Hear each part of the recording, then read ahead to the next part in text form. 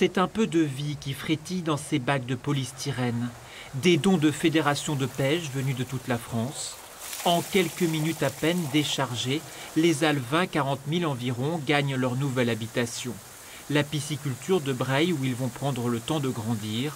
Le moins que l'on puisse dire, c'est qu'ils sont en pleine forme. Les poissons quand même viennent du Puy-de-Dôme. Ils ont passé plus de 12 heures dans le camion. On vérifie un petit peu leur état et c'est vrai qu'elles sont très vives et ça s'est très bien passé. C'est quand même le petit espoir et le rayon de soleil un petit peu chez nous. Grâce au coup de pouce de la main de l'homme, ces espèces vont d'ici quelques mois repeupler les rivières de la vallée. La Vésubie, la Tinée ou encore la Roya. Car ici, comme le résume avec amertume Christophe Barla, toute vie a disparu.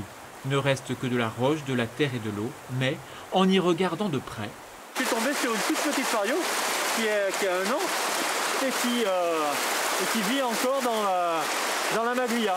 Donc la vie redémarre dans la Maglia et comme dans les autres cours d'eau, progressivement. Presque un poisson miraculé, car bon nombre de ses congénères ont été ensevelis lors de la tempête. Mais pour cet observateur de la nature, il faut surtout être patient. Il va falloir qu'il y ait quelques petites crues pour que le cours d'eau décide où c'est qu'il va couler, comment il va couler, et que en fait la nature reprenne ses droits au printemps avec un petit peu de pousse d'algues sur les cailloux, mais également au niveau de la végétation que ça redémarre. Un message d'espoir tandis que les paysages de la vallée de la Roya rappellent à chaque instant qu'Alex est passé ici et qu'il faudra bien du temps pour en effacer les marques.